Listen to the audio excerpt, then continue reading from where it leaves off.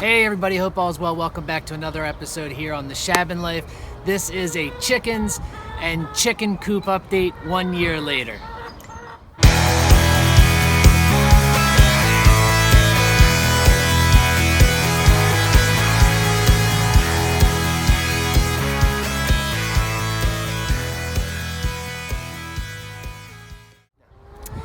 So if this is your first time tuning in to the ShabinLife, we are Dave and Dayna. We are here on our 1/4 acre ShabinLife suburban lot, just doing this chicken update while we currently transform 18 acres in northeast Pennsylvania into what is hopefully going to be our future homestead. So if you haven't watched before, feel free to go back and watch some of the older videos.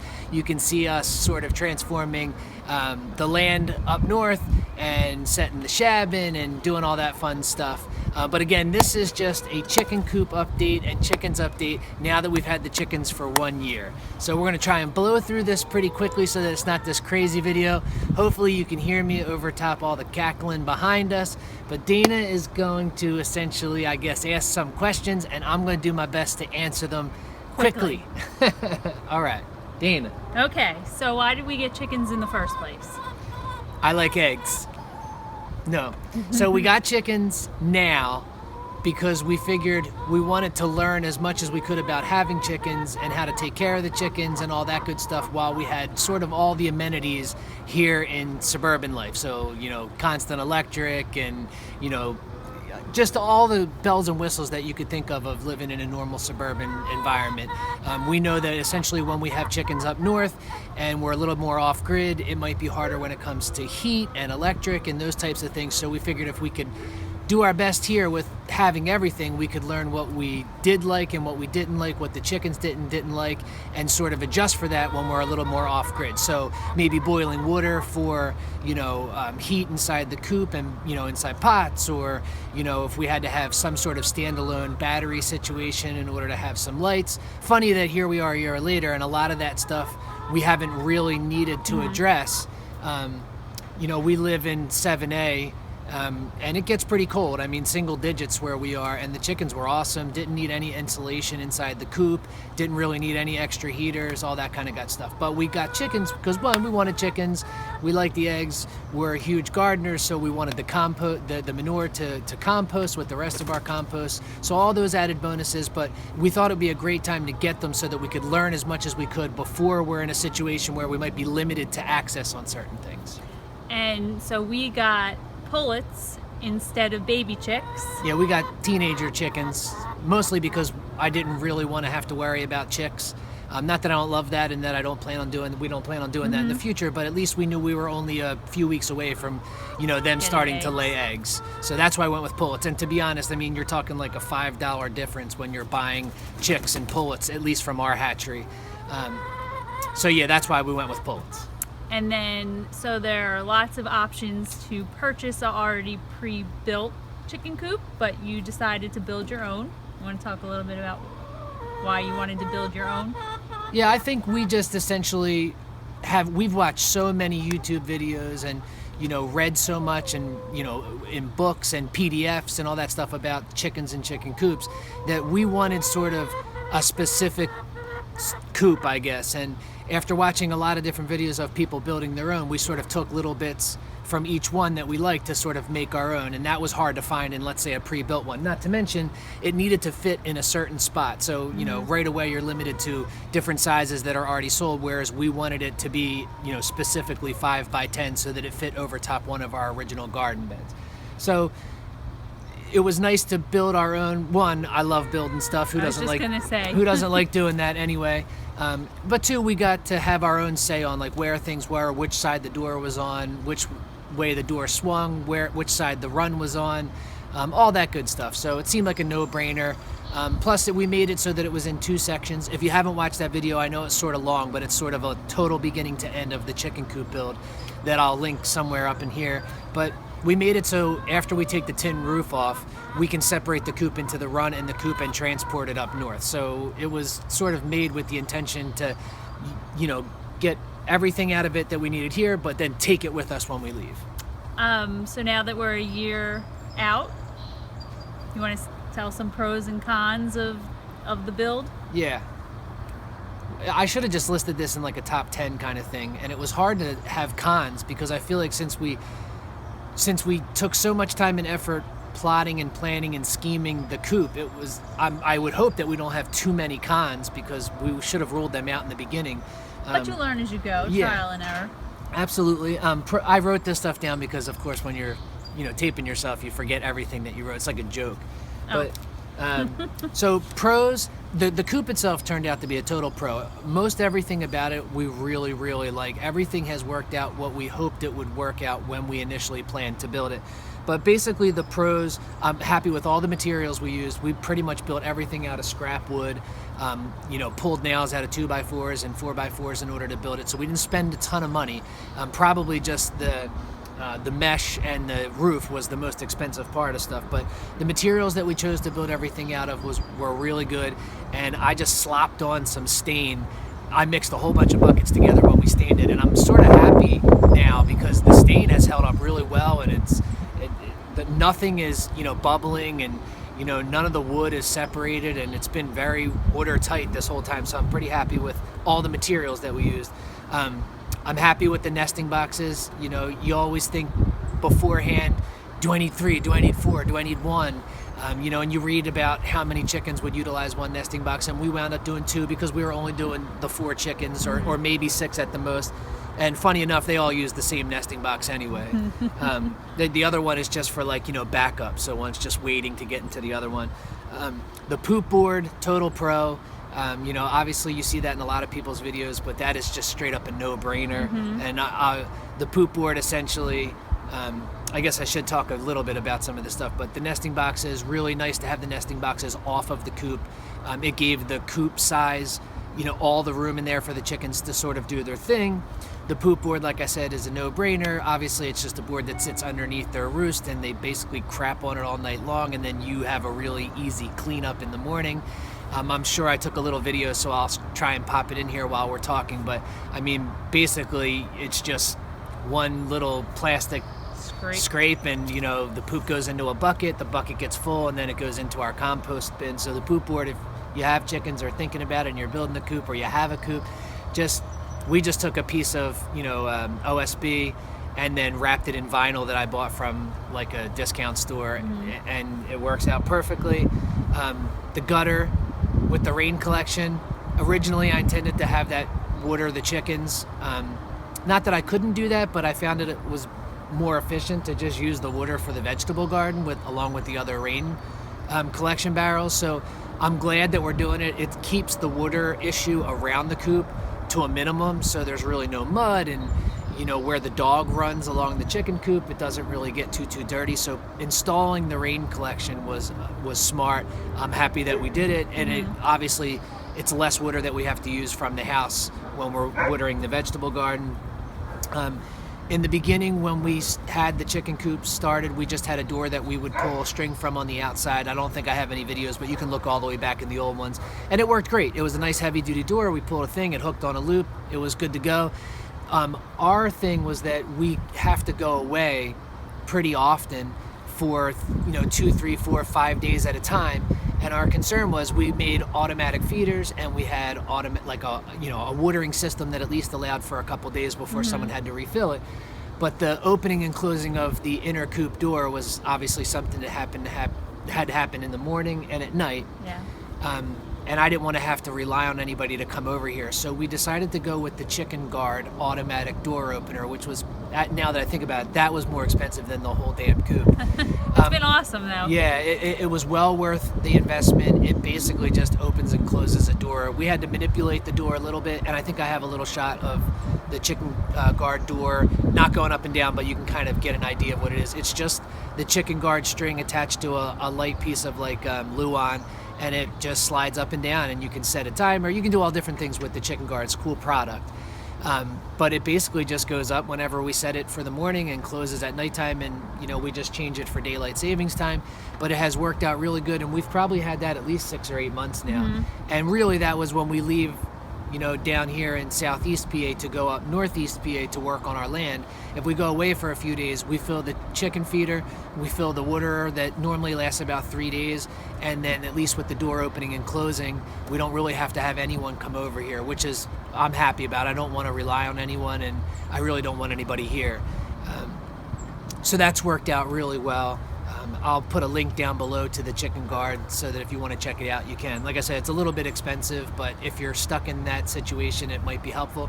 Also, I don't even think that we would need the inner coop door to close, because the way that the coop got built, which is another pro that I listed here, was just doing the stone foundation for the whole coop to sit on. Right. It went so low that we have had zero issues with animals wanting to get into the coop, and we have foxes in here and other kinds of animals that could potentially be an issue, but no one's really even has tried to dig at anything, which has been really nice. So the stone foundation worked really nice, and the coop itself is buttoned up fairly well, so I don't even know that the inner coop door needs to close at nighttime. I guess it just makes us feel a little bit better. Yeah.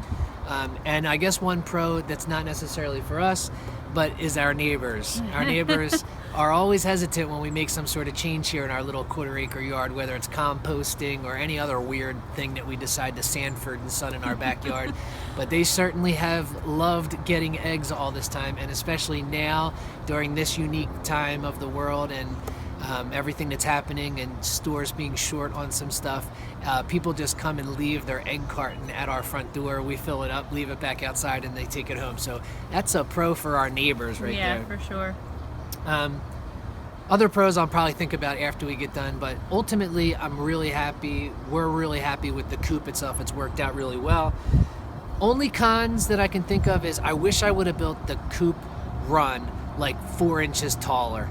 It's perfect height for me to whack my head on the roof rafters every time I'm in there, no matter whether I'm thinking about it or not. I'll duck twice, and then on the third time I whack my head. So maybe a little higher would have been nice. If I could have made the run size bigger, Yeah. I would have. I don't think it's small for 4 chickens. I think they have plenty of room, and now they come out into the yard, and the Yeah. dog is really good with them, so I'm not really worried. But if they had to spend all of their time in there, I guess maybe it would just make us feel better that they had a little bit more room to run around. But as far as the roof and underneath the coop, it keeps them out of the rain. The wind hasn't been too bad. They really like it in there. So that if I could have made it bigger, I would have, but I think it worked out nice being 10 feet. The sand, these are other things that probably could be talked about in regards to what you decided material-wise to use in the coop. The sand, I think, has been awesome in the run. I haven't used anything else, so I'm not really sure, but I obviously did a ton of research when we first built it so that I would know whether or not I wanted to just put it on the dirt or grass, or if I wanted pine shavings or straw. But the sand has worked out really well in regards to, they basically poop, and before I can even get to cleaning it up, they've scratched that all the way into the ground, and it basically has just disappeared. So as far as cleanup, it's made it really easy in the run. So, I mean, I don't want to say sand is a pro or a con, but I haven't used anything else to know whether or not it's the best thing. We use pine shavings in the coop itself, and that's worked out really well. We've only used maybe a bag or a bag and a half of pine shavings, which they're like $6 a bag. And with the poop board, you really don't have to change too much. We haven't had to pull the clean out tray in the coop to do like a full clean out, because we just clean the poop every morning, and the coop stays really, really clean inside. Which I listed the clean out tray. I probably could have not even built that into the coop. I did that so that we could pull the whole thing and basically just do one big cleanup each year. But Haven't done it yet. Yeah, as it shows, I don't know if that's even going to be a necessity, just because it's so easy to clean. Yeah, I wouldn't have done much different. But like I said, I think that comes along with planning. We always say, plan your build and build your plan, or plan your work and work your plan. And sometimes it pays to spend a little bit of time in the beginning to make sure everything's hunky-dory before you start, so that maybe you don't have as many problems in the future. So the other topic that I know you wanted to touch on was the water Yeah. And these are all things like you can do so much YouTube or Google and research online about different types of wooders, automatic wooders, buckets, bins, pails, rubber, plastic. Our thing was can we fill something up and let it go for a couple days again so that we can go away? So we started originally with the Rent-A-Coop self-waterers. They're, hopefully I can get it in the picture, but it's these guys. And I have a little video and that'll show you that I'll try and pop in here. But basically, it's a food grade bucket. We fill it up with water. It's 3 gallons. And then what happens is the water comes out and fills these cups. And then as the cups get water in them, they get weighted. And when they fall all the way down, it shuts the water off. Dude, these things are awesome. Mm-hmm. You know, I was hesitant. I was going to just put the nibblers or, you know, whatever the, you know, normal, you know, chicken pecking nibblers are, or, nipples. I was going to put them on the bottom of the bucket, but I wanted to be able to put the bucket on the ground and fill it up, and I didn't want to have to worry about them sticking out. And, you know, they make obviously a ton of different styles that can go in the sides of the buckets or along PVC, but my thing was I just wanted to be able to take this, fill it up with water, and put it back. Now there's a con. There are a couple cons. This lasts about 2 to 3 days with the 4 chickens, and we would just fill it up, splash of apple cider vinegar in there, and then I don't put the lid all the way down so that it's not airtight. Otherwise, if the suction on the lid will keep the water from coming out in the actual holders, and I didn't want to put a hole in the top or in the sides because I just didn't want a hole in there. The cons are two for us. In the wintertime, doesn't work. This thing freezes overnight, which is basically stuff that most people have to deal with. So ultimately, you know, as soon as it freezes down here, it's not letting any water out. So this is a no-brainer to not be able to use in the wintertime. For us, the other big one was because there's sand in the run, when they're pecking around at their food or just, you know, dust bathing, or they get their face down in the sand and then they drink from the cups, you know, it works out great, but then obviously it rinses their beak and then the sand settles at the bottom of the cup. So if there's too much sand in the bottom of these little fillers, it adds enough weight to it that they don't want to lift back up again to fill with water. It's not the end of the world. I just have a little turkey baster that I keep inside the coop, and if I come out and I see that there's sand in the bottom, I literally just take the turkey baster, suck the sand out, and shoot it out the side of the coop, and they're clean again, and they fill it with water, and they're right back to good. And it takes a good day or two to fill up with sand.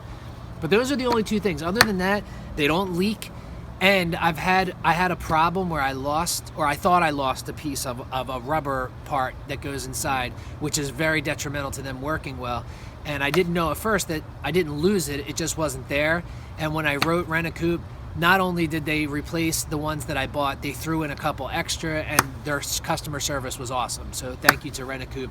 They were really great to deal with. So I would deal with them in the future, especially if I had to have a long line of these things or if I had a couple buckets to change out.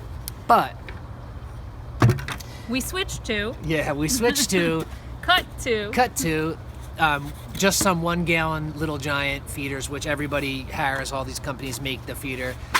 Just fill it up with water, put it back on, and it just comes out. And so we have a couple of these. Again, I think I have a video I'll throw in there, but we just fill them up in the laundry sink like we would anything else. Add a little bit of apple cider vinegar, and then bring this out and swap it with one of the other ones that's in there. And we just do this every morning, and it works out perfectly fine. These have been really good. Obviously, there's a million to choose from. And when you look at reviews, it's like, you know, for every great review, there's a bad review. So I guess it's hit or miss on anything, but they screw together very well, and they don't leak, and that was obviously the 2 most important things to us. So this was the Little Giant 1 gallon. They make all different sizes, but they worked out really well. That's the water. That's what we do for water. Yeah. So as far as what we feeding and treats and...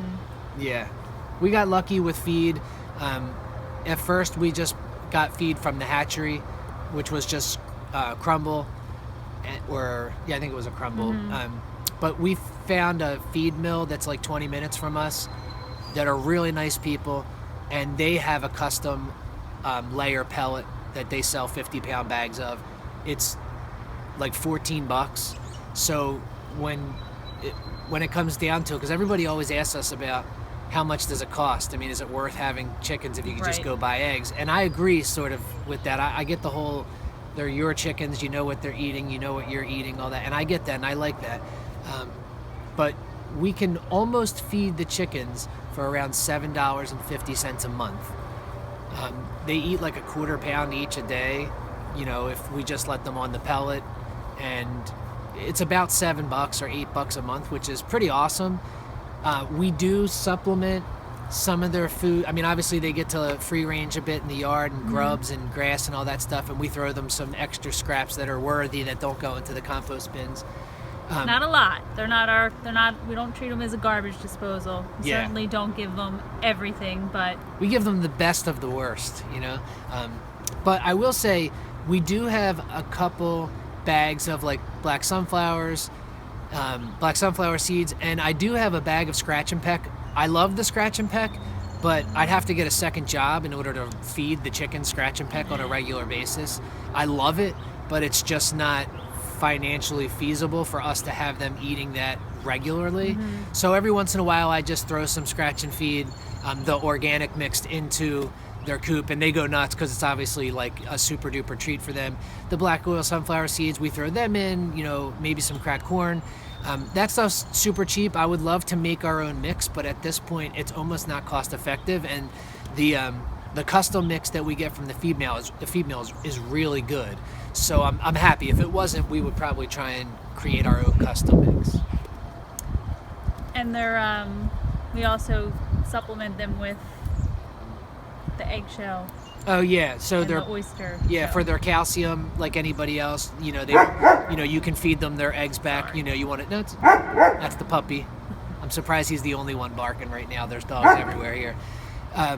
But you can take their eggshells, crush them up, throw them in the oven on like 250 or something for 10 minutes, 300, just to kill everything off, and then crumble them back up. And what we do is we just save them in a plastic bag or a jar. We save them in the refrigerator till it's full, then we cook them and break them up into a bag.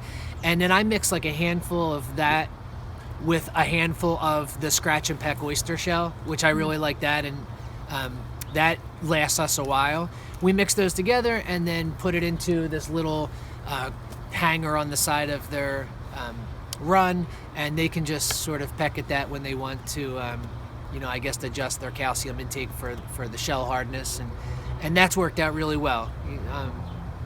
I mean, maybe once every 3 months we have to cook a bunch of shell and crumble it up, put in the bag, and then I don't know, maybe once a month I fill that up, and it seems to last a while. But yeah, that's worked out good. And like I said, I love the Scratch and Peck brand, and if I could afford to feed them their organic feed all the time, I would. I'm happy with the fact that we can just get a bag here and there and make it stretch, you know, throughout 6 months or so by just giving them a little bit as a treat. And support the local small feed mill. Yeah, the feed mill has definitely been around a long time where we live, and they're really nice people, and they basically service the farmlands that are above us. But I have to work a lot of times out that direction, so I just sort of schedule when I'm out there one time to pick up a few 50-pound bags of the layer pellet, and it's worked out great. And like I said, they're really great people, so supporting them's great. And I don't know, did we cover? Yeah, I feel like we probably where touched we are on for the year. Yeah, touched on a lot of things, and luckily no major health problems. We haven't had to deal with, you know, any major health problems with the chickens. We had bumblefoot on one.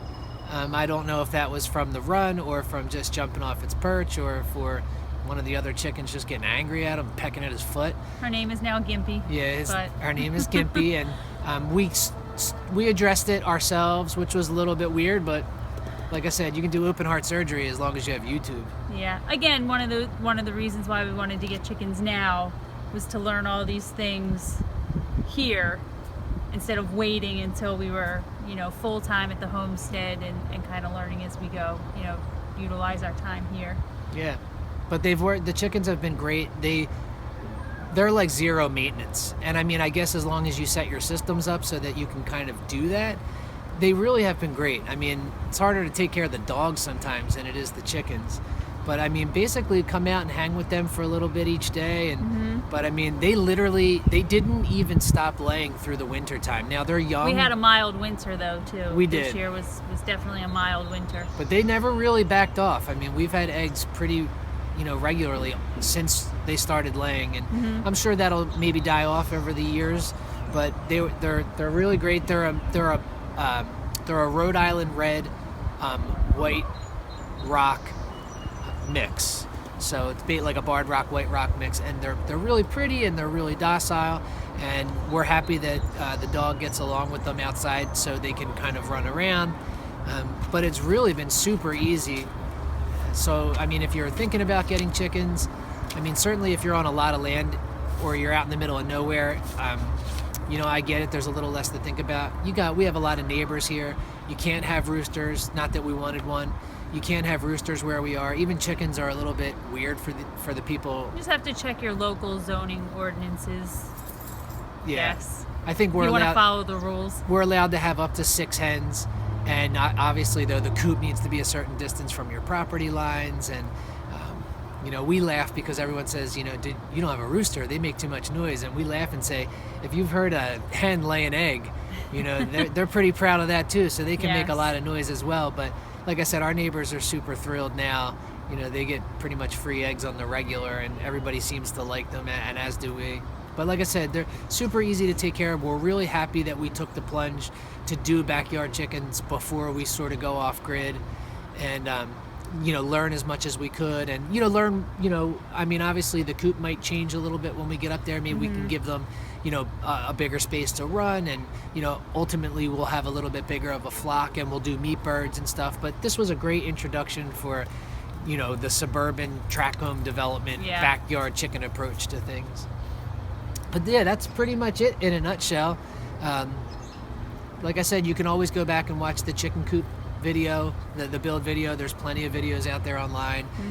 SSL Family Farm, I've watched them for years now, and I did a lot. I compared his coop when he built it years ago to a lot of the stuff that I did on ours, along with a couple other ones, Daddy Curbs, and some other, you know, ones that we found online on backyard chickens and all that stuff, just to see what we did and didn't like about it.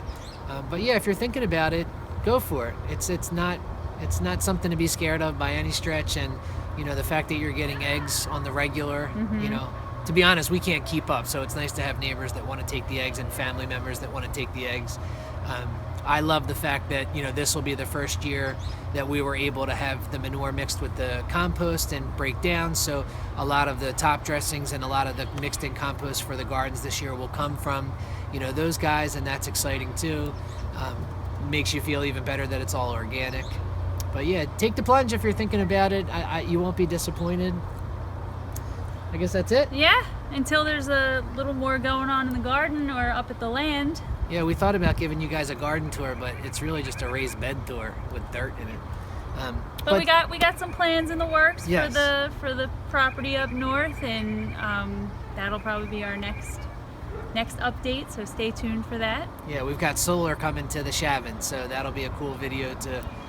That'll be a cool install for us to do once we get up there, because we won't have to rely on bringing the batteries back and forth to charge them. And we're working on water collection so that we don't have to keep hauling the 10-gallon and 5-gallon water jugs up there. So that'll be another project as well. Yeah. But thank you guys for tuning in and checking out the ShabinLife. If this is your first time, feel free to go jump back and see some of the other videos. We don't do a ton from here on our little quarter-acre lot in suburbia. Most of the stuff that we do is up at the Shabin, ultimately because it's called ShabinLife, and that's where we'll end up being. We just thought the chickens might be fun to get an update a year later. And fun for us too. Writing down some of the pros and the cons and talking about the feed and all this stuff kind of made us reflect on the last year too, as to what we liked and didn't like, and what's been successful and not successful. But like I said, everything's been really good, knock on wood, no big hiccups, so we're excited. But yeah, stay tuned, and stay well. Yeah, absolutely. Stay well. And you can find us on Facebook, you can find us on Instagram under ShabinLife. So feel free to reach out that way as well. And if you have any questions or comments, feel free to list them down below.